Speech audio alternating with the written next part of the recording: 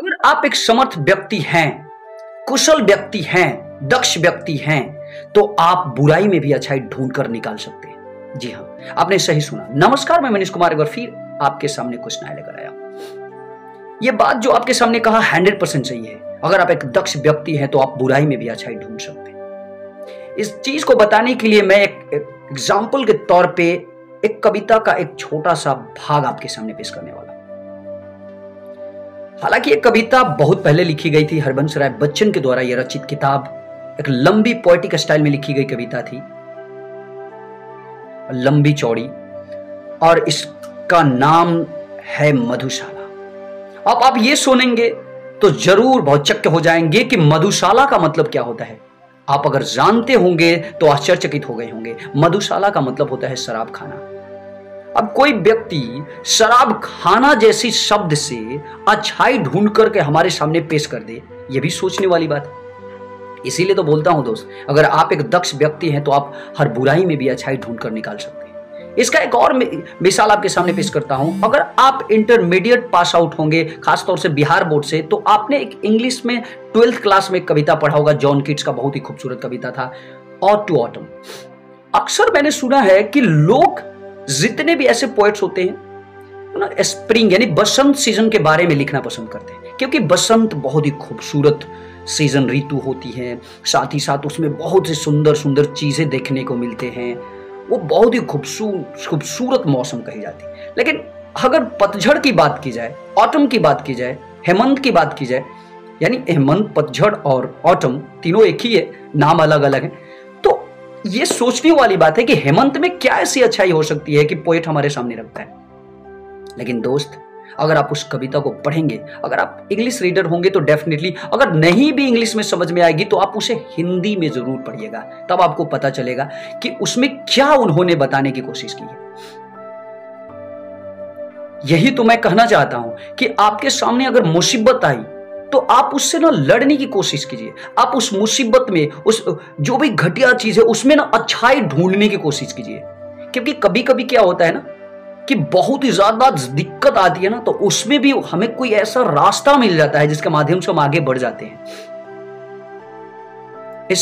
और इसीलिए ये लाइन आपके सामने लाना बहुत ही इंपॉर्टेंट समझा मैं, और इसीलिए लाया भी।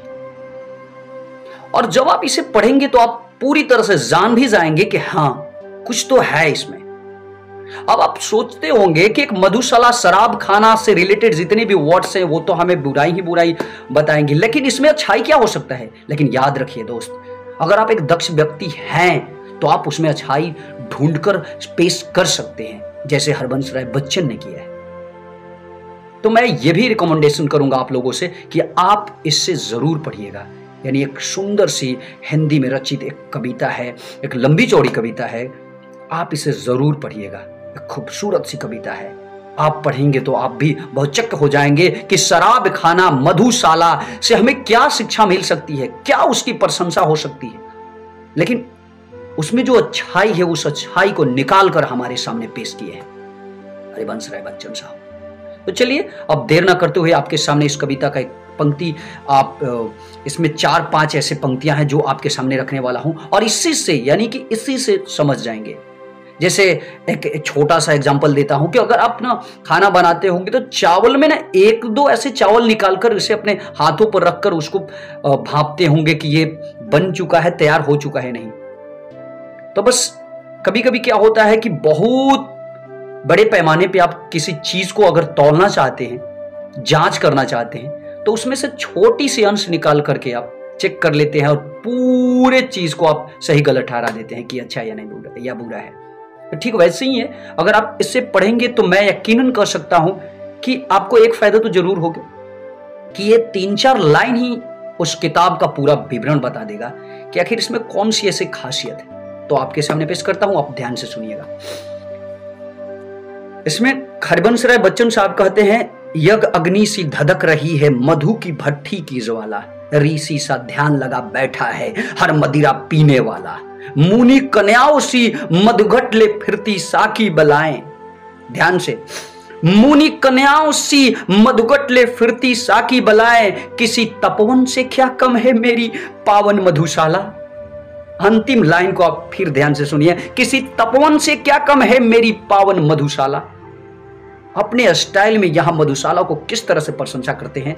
आप अगर पूरे कविता को पढ़ेंगे तो आप दंग रह जाएंगे इस बात को सोचकर। इसीलिए बोलता हूं कि दोस्त, अगर आप एक समर्थवान व्यक्ति हैं, अगर आप एक कुशल दक्ष निपुण व्यक्ति हैं, तो आप बुराई में भी अच्छाई ढूंढ कर निकाल सकते हैं। तो ऐसा कोशिश कीजिए। और अंत में मैं आप लोगों से रिक्वेस्ट करता हूं कि अगर आप न्यू देख रहे हैं तो इस चैनल को सब्सक्राइब करना और बेल आइकन को प्रेस करना ना भूलें, क्योंकि अगर आप ऐसा करते हैं तो मेरा भी मनोबल बढ़ता है। बस आज के लिए इतना ही। नमस्कार। जय हिंद।